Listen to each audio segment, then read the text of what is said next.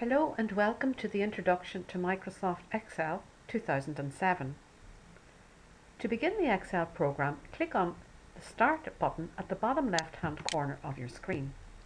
If you do not see the Excel program on the Startup list, then select All Programs, go to Microsoft Office,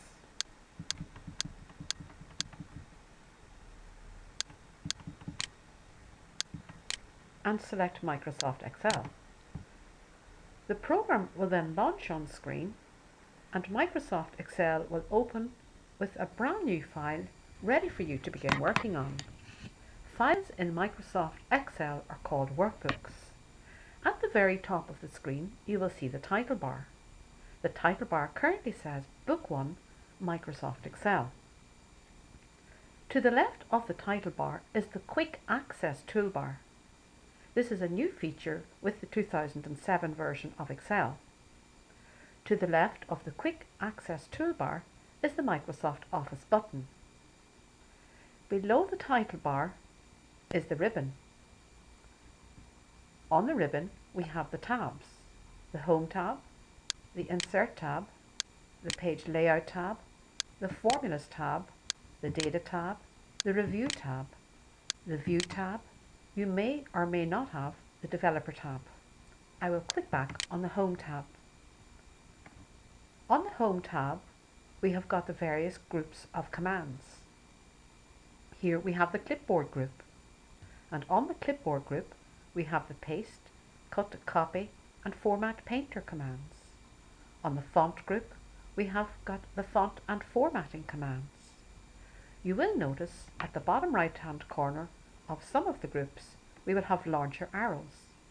By clicking on the launcher arrows you will provoke a further list of functions and options available to you. I am currently looking at the further font options that are available with a font dialog box. I will select Cancel for now. Just to the left I have A1. This means that the active cell that is currently selected is in column A and row 1. Where they intersect, they create a cell. Cell addresses are always given first of all by the column letter and then the row number. Look at the name box. It now says C1 because I'm in column C and row 1. So the name box is just to the left of what we call the formula bar. The formula bar is where formulas will appear when they are inputted into the program. I will show you what a formula looks like, and I will also draw your attention to the formula bar in a few moments. Just below the formula bar we've got the column letters. We've got column A, column B, column C, column D and so on. There are 256 columns available in the worksheet. Row numbers are the rows will go across and are numbered down along the left hand side. Row 1, row 2, row 3, row 4 and so on. The grid area of the screen is the principal area of working, and it is where you will enter your data.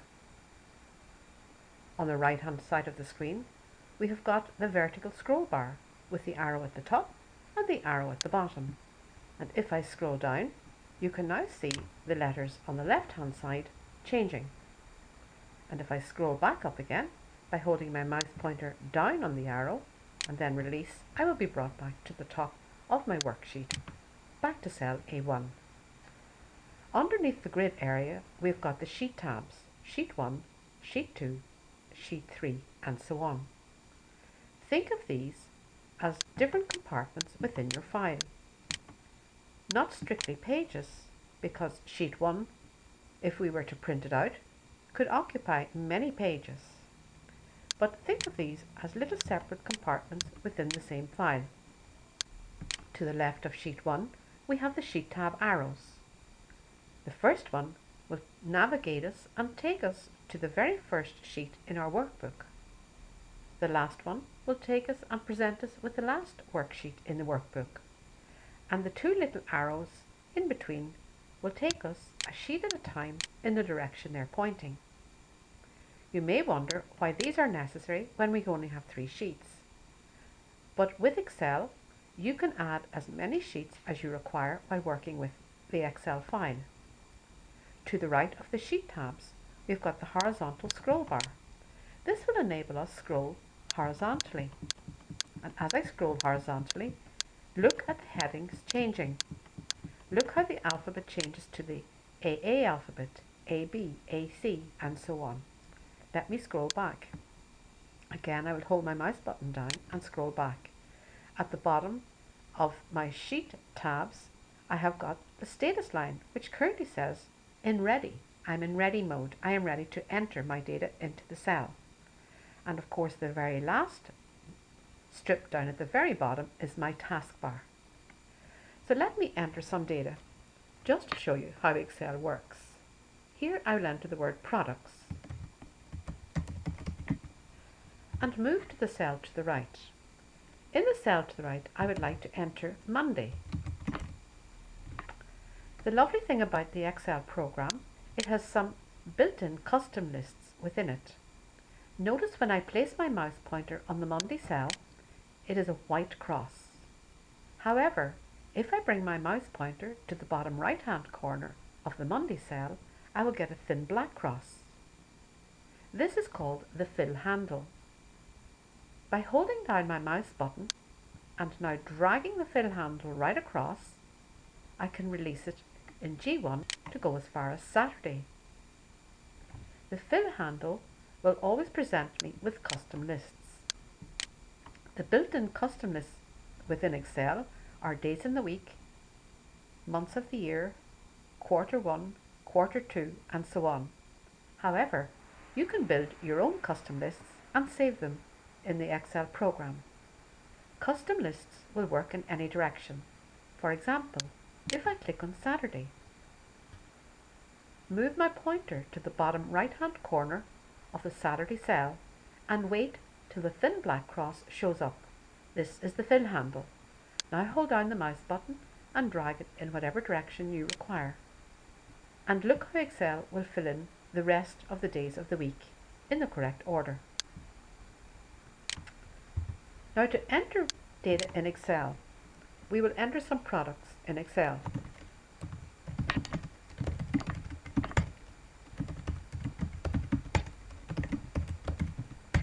So by pressing the Enter key, I am brought immediately and directly to the cell below. So if I want to enter some figures within Excel, and again, I can go in any direction I please. It's a preference.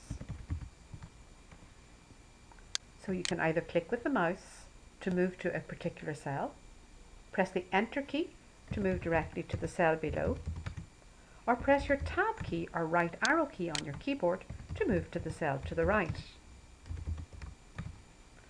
Let me put in the word total.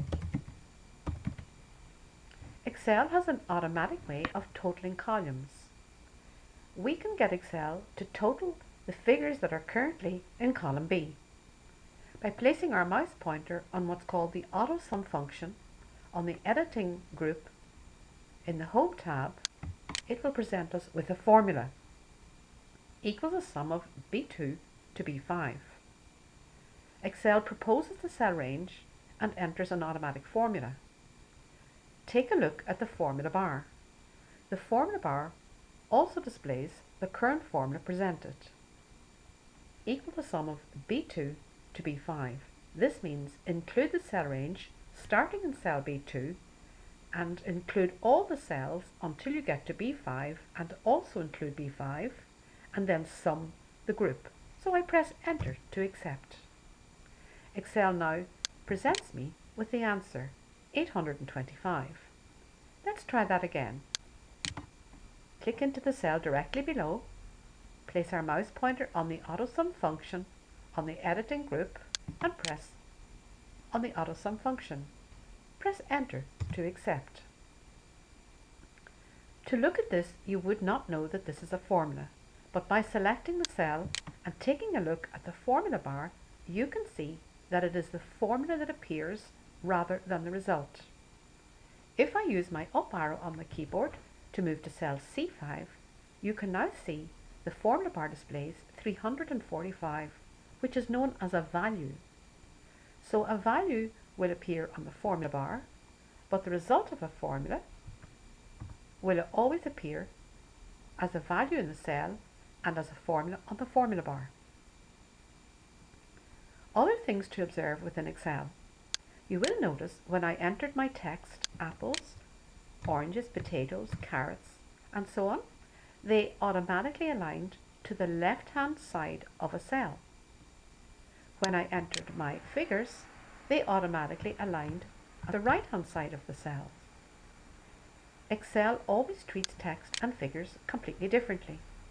For example, if I entered the figure 309 using the letter O instead of the figure 0, Excel will treat this as text, and this now will not be calculated in my cell range. So be very careful when entering data to enter the data correctly. Thank you for watching this short video on the overview of the Microsoft Excel screen for 2007. Keep a lookout for my other videos. They are called Step by Step by Miriam. Thank you.